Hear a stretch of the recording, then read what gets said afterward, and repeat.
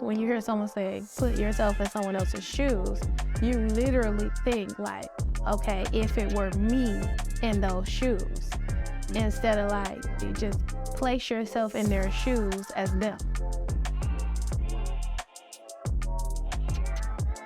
Just taking them for who they are. That's what you marry. You marry that person for who they are, not to change that person to become who you are. I think a lot of marriages end up in breakups or divorces, or they butt head constantly because you can't help people trying to force them to think like you.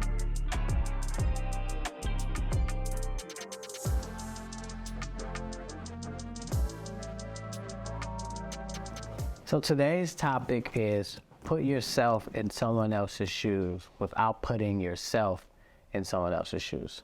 So that's deep. Because oftentimes when you hear someone say, put yourself in someone else's shoes, you literally think like, okay, if it were me in those shoes, instead of like literally just place yourself in their shoes as them. Yes. Not as you. That's deep. So it's removing yourself from the equation completely, and that's how you truly get to understand who that person is or the situation that they're in. Oftentimes, like she said, we just remove them from it. From the shoe. From the shoe. Like, you couldn't walk a mile in my shoes. Okay, give me your shoes. Give me your shoes. I'm going to walk as me in those shoes, not as you. Right. So even when I put myself in those shoes, I still don't really understand you. You still don't understand because you're just changing the shoes out. So now it's like, oh, so let's just say homeless people, for example. Most people, like, oh, they could have did this. If it was me, I would have did it like this or whatever. However, where it's like, yeah, that's how you would have done it. But the thing is, actually take what they did and how they did it, and then you can better understand the situation that they're maybe in. That's deep. So it's no surprise to me that you came up with that topic, because you are really, and I'll let you, I would like to know when it comes to your marriage, what caused you to come up with that topic. But I know that you are one of those type of individuals that oftentimes you are understanding to a situation when it comes to us, because you'll say, well, because of what you went through or because of this, I know this is where that comes from. But where did that topic stem from for you?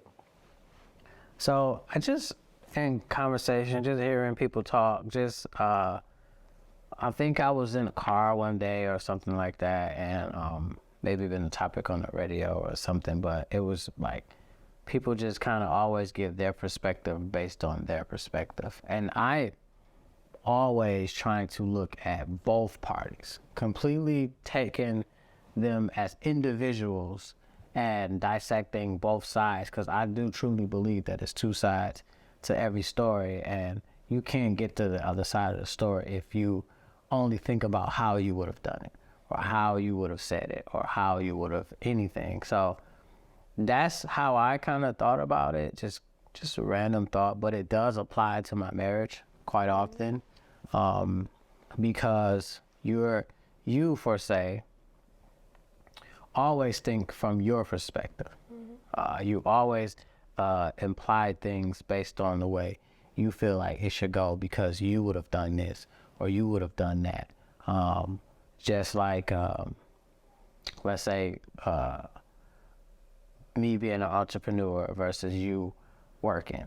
Like, you always like, well, it should be easy for you to do this, or I would have did this and this and that. I would have had it planned, or I would have had it, I would have been ready for this, or I would have done that. And that's fine that you would have done it, but how do you think I would do it, right? How does my mind work in that process? And that's how you can truly help people, because you can't help people trying to force them to think like you. It's hard. It's almost impossible, because they will never think or operate like you or me or anybody. Or I think even help myself, right? Like, to understand you. Absolutely. When you just gave that perspective, because putting myself in your shoes, you're absolutely right. I've never like put myself in your shoes as you. I will put myself in your shoes as me, and then I'm like, oh, well, no, downtime, oh no, I would do this and I would do that, versus putting myself in your shoes as you. I just was thinking, like, one time, I think it was a time where you told me, like, all right, look, we got to slow down on the spending. Like, I get where you're going with it, but you have a 9 to 5, you know the income that's coming in for you. But for me, you know, we need to slow down. I can't just move like this. I don't just know exactly what's coming in next week or the week after that. And so putting myself in your shoes as you, I would be totally understanding to that, because I don't know next week if I'm making $3,000 or if I'm making $300. You know exactly what's rolling in. So of course you want to go on the trip and you want to do this and you want to do that. Absolutely. And you're not understanding to me saying, hey, you know, let's slow down. You're looking at it like maybe we do have it, but I'm looking at it like, no, we need to make sure that we have it, you know. Yeah. And it helps in the communication of a marriage or a relationship as well, because you know a person, you have a better understanding of a person, because it's like, oh, he'll do it like this, so that's just who he is, or that's who he is, or that's who she is, and you'll know that and you'll understand that, instead of it being like, no, this is supposed to go this way because I said it's supposed to go this way. I'm not going to force you to be who I am, right? I'm not going to force you to think like I think. I'm going to allow you to be who you are. And then at, of course, some point there comes compromises. We both got to figure things out. But overall, once you have a clear understanding of your spouse and who they are, then you adapt to that instead of just, I think a lot of marriages end up in breakups or divorces, or they butt head constantly because of that very reason, because you try to force, or people try to force their opinions, thoughts, movements on their other person. And it's like, instead of just taking them for who they are, that's what you marry that person for who they are, not to change that person to become who you are. What is, like, sometimes some situations that you put yourself in my shoes that it has helped you to get through it? Because otherwise it was going to be like, whew. It's going to be a problem, right? It was going to be some issues. So let's just say something as small as, let's say washing clothes, right? So you may fall behind in washing clothes or whatever. And I'll come and be like, look, because one thing I know with you is if you fall behind in things, that stuff starts to get a little crazy and wild.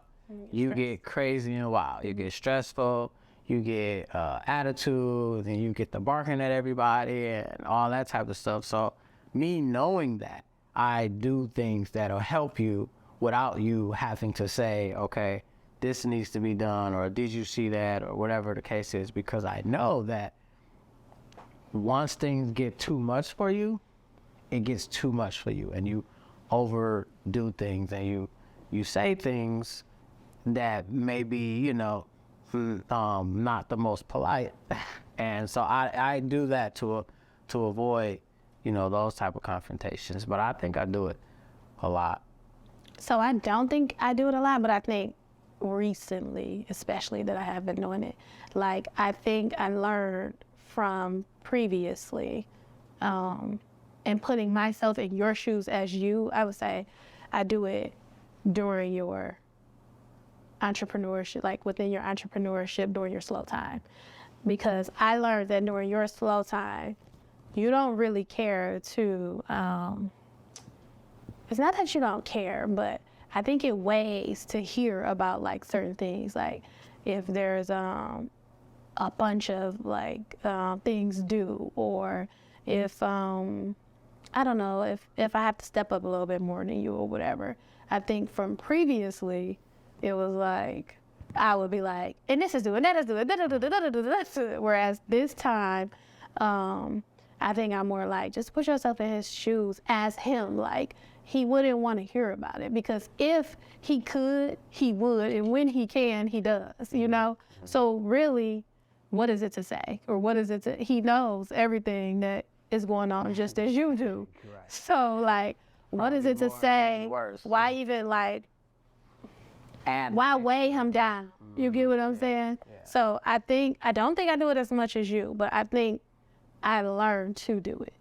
Yeah. And again, not putting myself, like previously, I think I did do it as me. And it was like, okay, well, I'm putting myself in his shoes. But if I would, but whereas now I think I'm like more so like, no, I'm putting myself in his shoes as him and trying to think, what would he want to hear? What would he not want to hear? What would he want to feel? What does he probably already feel? It's like that type of stuff. So I have a question. What is a time that you wish that I would have put myself in your shoes as you? Or are there times, and if so, when is it? Where you're like, I really wish that she would just put herself in my shoes. With the kids. Okay, what do you mean? Like so since I picked them up, dropped them off, and do all the running around that is required to do for them, I think you look at it as okay, like you look at it as that's what father's supposed to do, right? Or that's what a parent is supposed to do, instead of like looking at it as like that's a lot of work. That's almost as much, if not more work than going to a job. And I know both sides because I work in plants for 12 hours, 6 days, 7 days a week. It's a lot of work to get kids to and from school, to and from practices, to and from everywhere they gotta go, and still come home and do whatever needs to be done with them at home. And you kind of just be like, well, you're a good father. But so here's the You're a good thing. father. And you're going to always be a good father. You would. Okay. I guess. All right. So I Look don't. at it like, okay. But if the roles were reversed. But they were, so that's what I was going to say. So I hope that it doesn't come off as me downplaying it at all, because I don't ever feel like it's a downplay. But I think that men are so different from women in a sense. It's like, to me, when a man does something, it's like, glory, like, but it's like, I sacrificed I worked all day, didn't take a lunch. On my lunch, I went to go pick my child up, take him from school, or pick him up from school, take him to the daycare. So I wasn't even getting a lunch for several years. All my coworkers can vouch for it. No lunch at all. Rushing back to work, only to work for like 30 minutes. And you were working late hours. So take him to his football or baseball or karate or swim or whatever it was that he had. Like, it was done. Still coming home. Like, those are just things that you had to do. And I feel like it wasn't like, Lori, you didn't put a sign up on 8 Mile to say Shantae is doing all this. Not saying that I can't do it for you, but I don't be feeling like I'm downplaying. I don't know what you want from it. And on top of it right now, several times I've said, hey, you don't have to. Guess what? I can sacrifice my lunch again, and I can go get catered from school, or I can do one thing during my lunch, whatever it is you want me to do. But I think you're downplaying when I say you're a good father, because that is what that's meaning. Like, I tell you all the time, like, even if I say you may not be the best husband, say you are a great father, but that's what that means. It means I appreciate every single thing that you do as a father. Do I feel he's absolutely right? Do I feel like I'm supposed to hold up this golden sign that says Terry's a great father?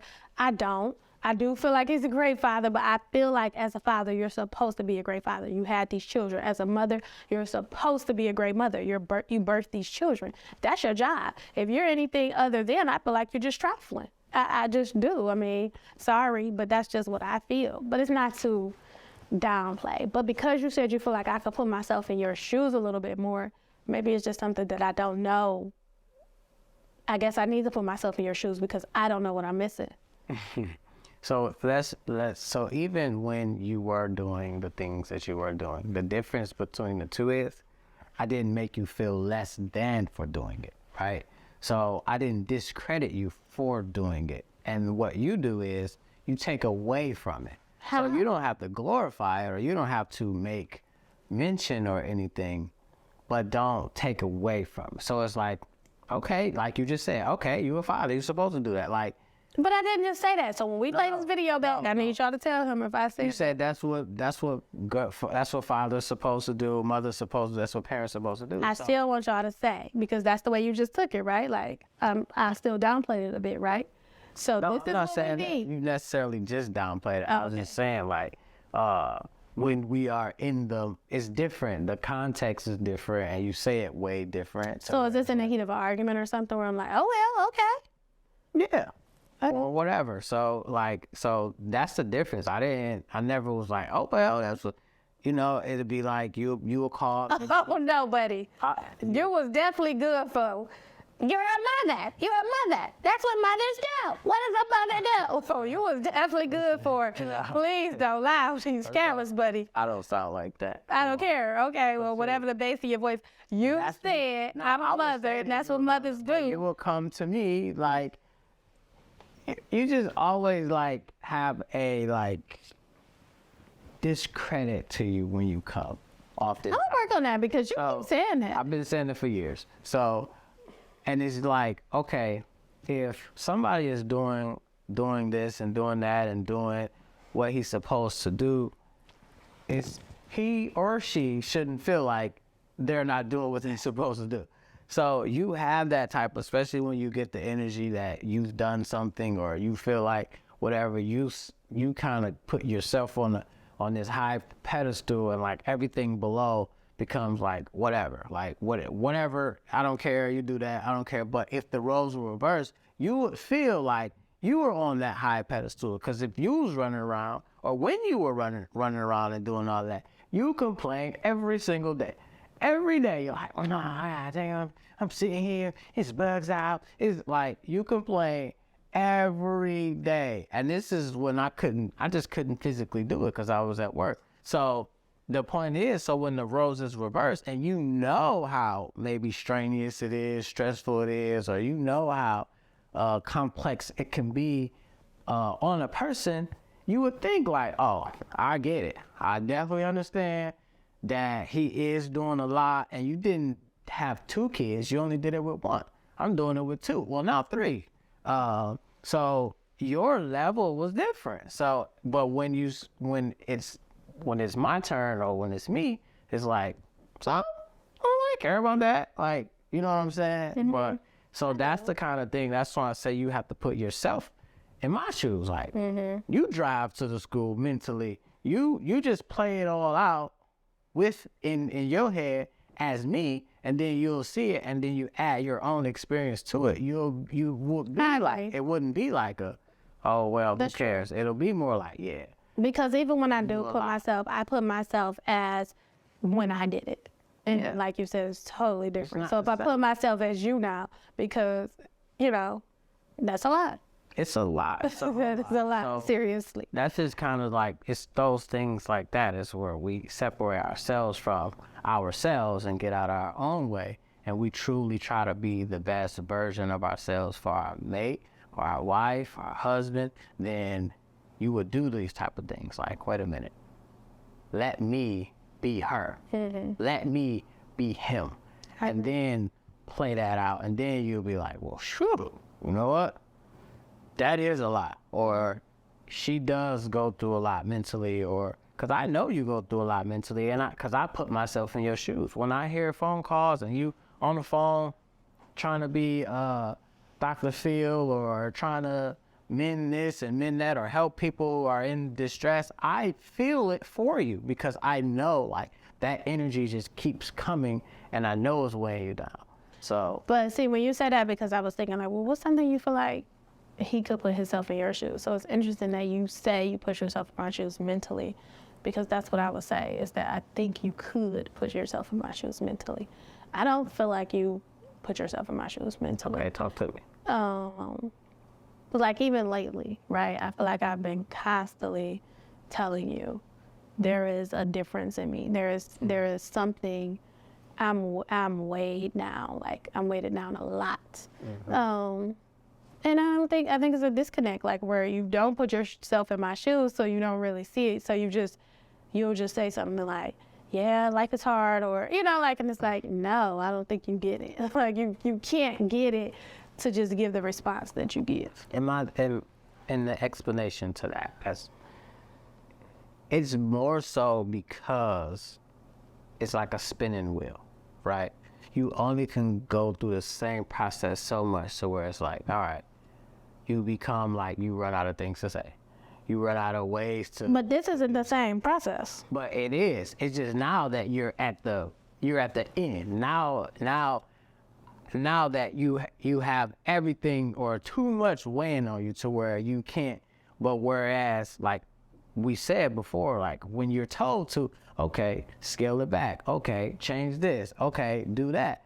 Before you get to the point where, because I told you, I said, I can tell that your energy is completely off because you just keep being angry or negative or something. But at this point, I've given you all that I could give you in a sense of helping or a sense of talking to you or a sense of even trying to take things off your plate. But when you keep allowing things to be put back on it, there is nothing more that I could do. It's like you have to now be like, hey, I cannot do this, that, and the third because this affects me in this way. I have to remove myself from this or that.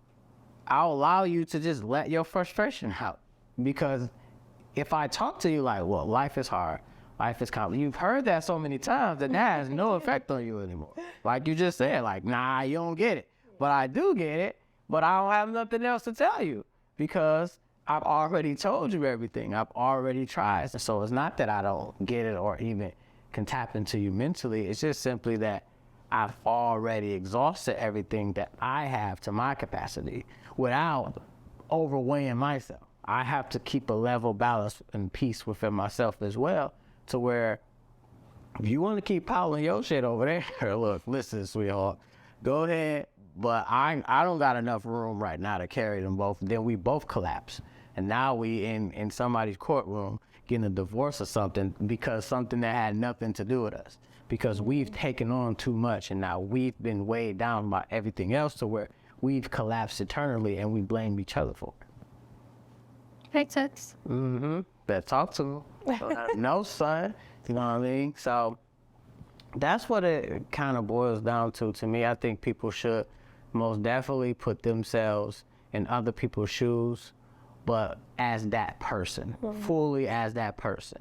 And just remove yourself, and then you wouldn't judge people as much. You'll have better understanding. You'll have more compassion, more empathy for people. You'll really want to be the better version of you, which will ultimately help that person, especially if they're loved ones and their wives and husbands and children and things like that. So try it. See how it works for you. What do you think? I think we touched pretty much all of the subjects. Definitely children for sure are, they get overlooked. That's putting yourself in their shoes. So You good for that though. That's where you like put yourself in the child's shoe in the sense of like how they should be looked at and viewed as far as like their opinion or how vocal they should be. You are great with that. Me, I suck. Now that's one area that I feel like, listen, you told what you're told to do and there's nothing else to talk about as there's nothing else to go back and forth with. Shantae, no, because we gotta hear them out. They have a voice. Listen to them and this and that. Children do have a voice. They have feelings. They know how to speak those feelings if you allow them to. So yeah, she's good for that. I think it's just a good practice in general to put yourself in someone else's shoes as them and not you. Like not what you would do, not how you would do it. I even have these conversations, sometimes with my friends, although I don't really do them relationship-wise. I can kind of tell someone else relationship-wise, but for me, it's kind of like, I don't really do it too She don't apply it to her own life, but that's why. I put myself in his shoes, but as me. But I can tell someone else. I can see it from someone else's perspective. Like, if I'm talking to a friend about her boyfriend, I can see it from her boyfriend or her husband's perspective. If I'm talking to my husband, it's like, She don't see I don't know none of what's that wrong with your brain. at It all. obviously doesn't function the right way. And the crazy part about it is I would hear her on the phone basically giving the same advice that I've given her or on the phone, understanding the other person who's done the same thing that I did or similar or whatever, be on the phone like, girl, because, yeah, it's okay because he probably, But then when I do it, it's like, Because my issue with Terry is so, and I try not to do it on this show, but I think I still do it. Like a lot of times, it'd be like, I'll talk to you, and then when he responds back, it'd be like, cut off. it's like he'll say he get it, but then he goes right back into saying everything that's like, you just don't get it. Like, I don't know how to get through to you or make you get it, or how we're talking about you again when I'm telling you about me or how I feel. Then we'll be talking about you again. And I just don't be having time to just keep doing it back and forth. I used to. Now I just I'll just get quiet. And I'll just be like, it's just kind of no point to me. Like, there's no point in going back and forth. And I think that's why internally, that's why I think I have Shut me down. things inside. Like, although we talk, I think more so lately I'll have stuff inside because it's like, just forget it. Like, it just be like, just forget it. Because you just don't get it. I think it manifests later. Like she act like she don't hear or whatever, but I think later on it comes to the forefront of her mind, and she try to make changes or adjustments to whatever it is that I said at the time. But during the time, she act like she don't care. Like, and I only try to just explain to her how I thought about the situation or how I perceived it. But she'll take it as me trying to escape it or manipulate it or figure something out, when it's just simply like, I'm just trying to get you to see it how I seen it or how I took it to where you will look at it in this way. Not saying that I was right or wrong, just I think that be the issue. Because if you feel right, you'll for sure say, like, you feel right. It's the wrong for me. We had a meeting with a bunch of other married couples that we do every month now. And in the meeting, my question was, I think my issue is that he's not an accountable person. And my question was, how do you know when someone's accountable? And the definition that we came up with, or what is accountability? And we came up with that it is verbal, so it's an apology, followed by consistent changed behavior.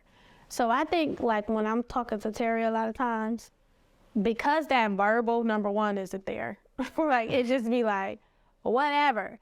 I start the conversation out by saying, I apologize, I was wrong, then go forward. Or I was wrong. Or if there's nothing to be wrong about, I hear you, I understand what you said, maybe restating what I said or what you understand that I said, and then going forward. That's not my husband. He gonna just go straight into what he thinks, which is, again, putting myself in his shoes, right, as him. If I know that's what he does, and I know that it's not coming from a place of like, I don't understand you, it's just more so like, I heard you, and you know, whether I apologize or not apologize, whatever it is I feel internal, I'm just thinking instantly on how to explain myself to you. That's just instantly where my mind went, how to explain myself. Then I probably wouldn't be so bothered by what he says, and I'll probably receive it. But then again, I also think at the same time, if you did the same thing, then you would be like, I see why there is a block here. I see why I'm not able to get through. I see why it's like she's just shutting down because she's looking for this. So if I just do this, you know? But a lot of times I don't think that I'm wrong. Not to say that I'm always right. It's just that. It doesn't have to be wrong. That's what. It's about when you apologize. Acknowledge. Yeah, but when you accept something, you accepting what they're saying. You don't have to be wrong. You don't have to say, I apologize. Hey, I know that it's just about understanding how to talk. That I do. I know that, you know, you're looking for an apology, or I know that you feel like I'm wrong. I don't feel like I'm wrong. I feel like whatever, or, hey, okay, I do think I'm wrong. You don't never think you're wrong. Never, ever, never. And you'll be wrong. That's the thing. It could be something that the whole house I think I said this in video 1. It could be something that the whole house has told him, as well as outsiders. He not wrong. They is the problem. He's not the problem. No, that ain't true. But I do feel like in a lot of cases, the wrong or right is subjective. That's true. situations or how a person. That's what he tried to use all the time too. Oh my God, that's subjective. That's your thing. Because They'd be like, that's subjective. That's subjective. Because most things in life is subjective. So But so not to cut him off again, but this is the thing. always cut me off. This is how you know. I'm gonna just tell you. I'll give y'all some examples of how you know somebody cannot be wrong. These are all examples. Some might be. As I think of them, I'm going. This man has gotten caught before. Like one time, he was like at a Did you go to the restaurant with somebody, or a woman called you to the restaurant, or you seen her at the restaurant or something? I forgot what it was. Something with a woman at a restaurant. My many stories. Something with a woman at a restaurant, and because he seen her there, and maybe he might have bought her a drink. I don't remember. I don't even remember who the woman was. I said something to this man, and I said, so how would you feel? This man said, I would be okay. So instead of you apologizing and saying, you know what, that was not okay, you will make it to be that you'll be okay with me doing something, because in your mind you think I'm not doing it. You think I'm not gonna do it until you walk into that restaurant and see me sitting there like, what the hell you doing? Oh, you said you was okay. Here, this is Frank. Looks like you wouldn't be okay with it. So those are the type of things that he'll do. He'll make it okay, make a situation that he knows is not okay. Well, it's because the thing is, listen, if I say I'm okay with it, I'm okay with it. The thing is, you want, again, as you thinking for me, when I say it's all right, because it's two things. Relationships are built on trust and your own security, right? I am secure with whatever. So even if you out doing whatever you're doing or whatever the case is, guess what? I couldn't have stopped it in the first place. So I'm okay with that. And if I trust you enough, then you have a friend and you out and he's sitting at the bar, whatever the case is, and y'all just talking, and you buy him a drink. I'm okay with that. I mean, you do always say it, though. Yes, it's if you like go home and like you like do excessive things. Like if it's public stuff and you just out kicking it with your homeboy, I don't see anything wrong with that at all. Even if you go to lunch or whatever with your friend that's the opposite sex, I'm okay with that because I'm okay with myself, right? So when I tell you this constantly, you just ignore. Nah, you wouldn't be okay with that. Even if I told you like every single time. Well, this was a while ago, but you wouldn't have been, because I think it was like something with an X or whatever. You would not have been. I would have been. I tell you all the time though. And it wasn't, I don't believe that it was an ex. I just believe that it was a friend. It was somebody. No, I thought it was an ex because I thought we talked about it. I don't remember. It was so long ago.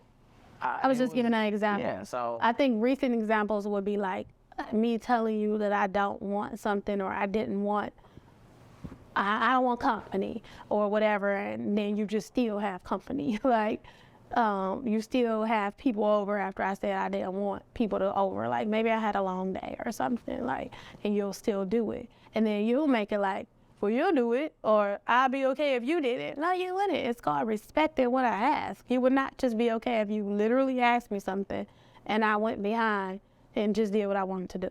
Yeah, if I ask And that warrants an apology. If I ask you that day and it's a week or two later, them could be two different. Like, if you tired every day, like, or what's going on? And the scenario was different. We was talking about from kids to dang near grown kids. So, like I said, like, it's the thought process of like, okay, yeah, I know you're going to say no to little kids because you just don't do the whole little kid thing.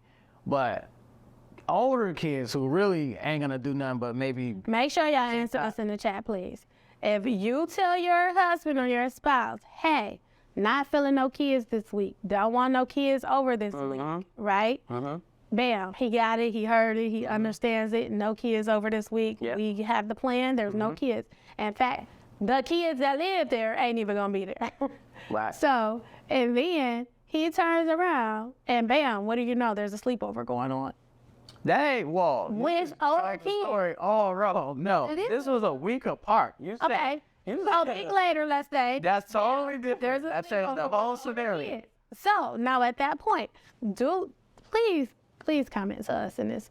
Should the man have come to you and communicated with you, or the wife had to come and communicated with you and said, hey, such and such would like to have a sleepover. I don't care the age. We're talking kids, whether they 5 to 16 right now. Should he have come and communicated? And because he did not, should he have apologized? Or am I wrong? Should I have been understanding to the fact that it's a week later and now he thinks that kids can come over and he didn't feel the need to ask me, even though I told him the previous week, stress level kind of high, don't feel like being bothered. Y'all let us know that. We need to start doing that. Yeah. When we had disagreements, didn't you say that? Start doing that because that was a big disagreement with us. I did. I just did. Didn't you say that? Listen. See what I'm saying? So That was a big disagreement in our household. Pissed me. it really wasn't a big disagreement because I didn't care that much. It pissed me off. It was another thing where it was like, you don't listen to what I tell you. Yeah. How am I supposed Right. Even further, y'all, listen. Y'all heard him say, I'm doing all that I can do, which I disagree with too. I just got quiet on that part. But I've done all that I could do. I understand your stress level is up here. I've done all that I could do. But you don't listen to me. And you invited these kids over. Tell me how you've done all that you can do. Tell me how you recognize that my level is up here, that I'm at my breaking point. Like, literally have to pray through it sometimes, but you still don't listen. Tell me how that's okay. Well, because I still And tell me how that's doing all that you can do. I still listen, but life has to go on. Like everybody's life don't have to shut down because of you either. The thing is, not everybody's life is go. Yeah, because I definitely got something to say. Have mercy. Can I speak? Cool. Now y'all see the real where we get to it be, So what I'm saying is everybody's life don't have to shut down because you're going through what you're going through. Once you get help, I help you and try to figure it out, but that doesn't mean that I got to stop doing what I'm doing. Kids got to stop doing what they're doing. You got to, at two, kind of mold yours with theirs as well to keep everything going, to keep life going. So the story was, it was kids that was young kids the week before. And she like, yeah, I wouldn't have liked that or whatever the case is. Baze Speed. Then the week following, it was older kids, 15, 16. So in my mind, I'm like, okay, shoot. And she in a group chat with them and everything. So I'm like, okay, they cool like that. So in my mind, I'm like, they're older kids. It's not the same as a bunch of little kids running around, making noise, jumping on stuff, where you really gotta like be locked into them and watch them and stuff like that, versus older kids where that's what they do. They be on their phone all day, exactly what they did. You barely even really knew that they were here. They were on their phone and just kind of just chilling or whatever the case is. So it was a different mindset for me. I'm like, yeah, of course. Older babies, little kids, they bring stress. Older kids, they don't do anything or whatever. And worst case, you'll be in there talking to them, politicking, laughing, kicking, or whatever the case is. So that was my thought process in the two. Could I have came to her and asked? Absolutely. I'm not saying that I couldn't have. I'm not saying that. I could have. But I think he just put himself in my shoes, because going back to what he said, had he put himself in my shoes as me, just first of all, let's go back to everybody's life don't have to whatever because of mine. It's interesting because it's like, this is a cup. You can pour your entrepreneurship problems into my cup. Your child can pour his school problems into my cup. This child can pour her needs to get around or social problems or whatever into my cup. My cup is full. Now, everybody don't have to worry about my cup. My cup is all the way up here. My cup not full because of me. I'm going to let you know that right now. My cup is not full. what? My cup is not full because of my things that surrounds me. My cup is full because of everyone else around me. And then my little stuff that's probably in there, but it's not my stuff. So for you to say, everybody don't have to stop. We can dump, but we don't have to. Everybody don't have to stop because of you. But I'm telling you, hey, I need a break. I can't do with kids this week. And the thing is, it's easy for a man, because I'm not gonna say a man or a person who's not very hospitable, to say, oh, they don't require much. Let me explain. They still require, you still have to make sure they're fed. You still have to make sure that they're happy, that they're safe and all of that. So for me, I'm not the type of person that I would just have children over my house doing nothing, just sitting around looking at the ceiling or not make sure that they eat or whatever. So I still took those kids out. I still make sure those kids have food. Like, I still naturally, you notice about me. So if you was putting yourself in my shoes, you absolutely know. If people come into my house, what's the first thing that we got to do if I know we have a company? clean up. So we have to like literally clean up the house. My mind can't even turn off to say, yeah, I don't care if the house already clean. My mind can't think, no, we don't have to clean. My mind is instantly, you want people to come into a nice place. You want people to come into where food is. You want people to feel at home. You know, like you want to be a good environment for a person. You never know what type of other environments they're coming from. So I like for my household to be that welcoming household. So yes, if you would have put yourself in my shoes, automatically I know where she's coming from, because I know that she's already said she's stressed out. I know for a fact she's going to think she has to do all these things automatically. So this is not the week. Or if I think this is the week, I'm gonna talk to her about it. Yeah, you're right. I'm gonna let you have it, because we could go back and forth all day about it. I'm gonna let you have it. I'm just gonna let you have it.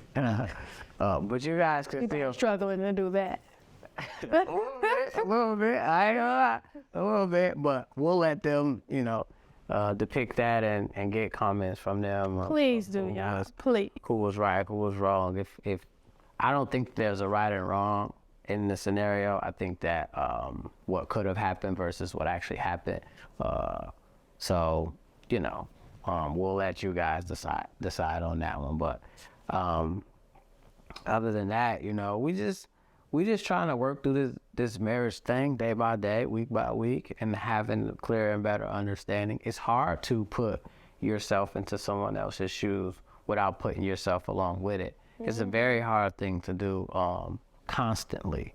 Even though I do it a lot, I fall short at times. Case in point, like the example that we just had, because you're gonna, especially when you're involved, you're gonna always kind of put yourself like first, like your thoughts first. You're not gonna automatically analyze or automatically go to the next person's, because you're just thinking for yourself. Like that point, I didn't think about your continuous stress level or anything like that. I thought the way I thought. I didn't think it would be a big deal, and that be the thing too, when things don't seem to be big deals in your mind, you kind of just go for it. So in that case, it didn't seem like a big deal. Like I said, it was older kids, and everything that you said, knew that I was gonna do it or whatever, because that's just kind of how it go. But yes, you can still feel the way you feel. You're entitled to that, and nobody can take that away from you and say like, oh no, I felt this way or whatever. You were definitely angry about it, furious or whatever. I'll let you get your thoughts. You was thumbing it up. And I really wasn't even, because it didn't feel like a major thing. And it happened like right after the first episode, I think. Was it right after the first? So I was like, this might be the first episode and the last, because he's already on my nerves. Yeah, she do stuff like that too. Like, well, I'm like, okay. Not the first and the last, just because of the recording. I'm like, pretty sad that we started this marital thing and we about to that's because, and then you jump it all the way to like, and because we were supposed to record on Sundays. We had it scheduled to record on Sundays. Now, since she had attitude, she's like, because we supposed to be recording tomorrow, which would have been a Saturday. And I'm like, no, we wasn't. We were scheduled to record every Sunday. I told you the enemy was going to attack our marriage, and guess what? He about to win, because and you don't even care. You don't even care about the show and this and that. I'm like, how did you get all of this out of me allowing some kids to spend the night at our house? Like, how do we go for me not caring about the show, me being inconsiderate, and then she tried to lie about it, talk about, no, we supposed to be shooting on Saturday. I'm like, how? Where I told you Sunday, we have messages stating Sunday and everything. We agreed to Sunday. Now that you're mad or you're angry, no, we supposed to be shooting on Saturday. But today, not Sunday, it's Saturday. We just do right, because she keep changing it. We still supposed to do it on Sundays, but she changed it and she just do it whenever she feel like it. So I just set stuff up and I just do what I'm told, because that's what husbands are supposed to do, what they told to do. Anyways, I was mad, but we got through it. Cause of me. Get your one out of my face. We did get through it though. We get through all our stuff. It seems rough. If you read messages, sometimes you'll be like, wow, the stuff that we back, well, especially back in the day, we used to cut deep. Now not so much. It's like nice, nasty stuff or whatever the case is.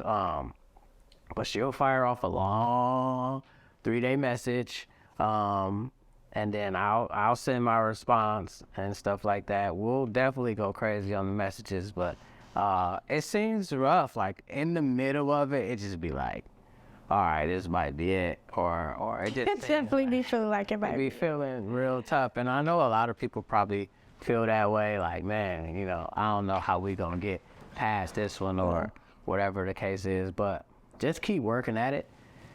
Keep fighting for what you love and what you believe. But when it Talking to becomes each other. more communicating, therapy, We did therapy, but I we want didn't to. do therapy. We did do therapy, We but went to sit down with a person, but we didn't do we anything did that they told all us. of our times until it was maxed out. Yeah, but we didn't do. She gave So us we homework. still, but you keep saying we didn't do therapy. We had therapy. You can just say we didn't follow up like we were supposed to, but we still had therapy. And you were lying in therapy.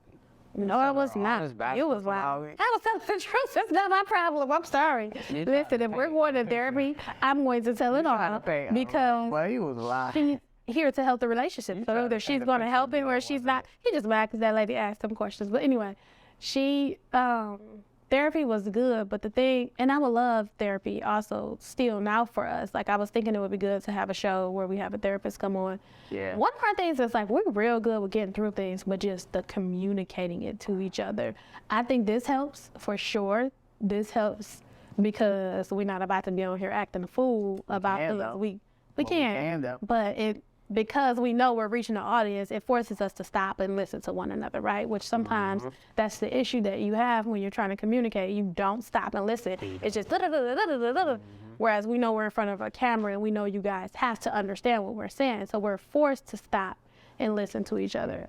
But sometimes I think it would be great for a therapist to come in and kind of help us with our communication. That's where I think we need help at. Yeah. But we stopped going to therapy because I didn't want to be heavily reliant on a therapist, right? Therapy is expensive. So man. I was like, we got to kind of figure out how to talk to each other without always having a third party. And I think that's kind of where some of our open communication and just talking to each other, because it was like, we got to do this. We have to be able to do this without just a constant third party in our lives. But it would be nice to still have therapy. It has taken a very long time to get to this point. We bumped heads a lot of ways. It's because I think we're both very strong-minded about our own opinions about stuff, right? Even though I'm more like whatever, I still like when I really heavily feel a way about something, I can't let her just roll off on me like that and just make it like it's me or whatever. I gotta like fight back. But when it's like small stuff like the kids, I didn't really care about that, so I didn't really argue about it. I just kind of let her have it. But smaller things, like this one lady told me at her job a while ago, where we kind of like when we first got married or right before we got married, she was like, one thing about a marriage is picking and choosing your arguments, picking and choosing your battle, even a battle that you're supposed to, even a battle that you feel like you should win it. If it's not worth it at the end, it's no point of battling. It's no point of fighting. So I definitely took note to that, and I definitely apply that. Like things that don't really have true value at the end. If I win, but I still feel like I lost, then I didn't win. Like if I win and it's still like turmoil and it's still like rage or aggression to each other, then I didn't win. So I try to like apply that often. In the battles, but you're gonna always go to war and battle with your wife and your husband all the time. So when you guys get to that, don't think that it's the end. Don't think that like, man, unless it's more bad than good, then or unless there's no progress. That's my big thing. Slow progress is fine.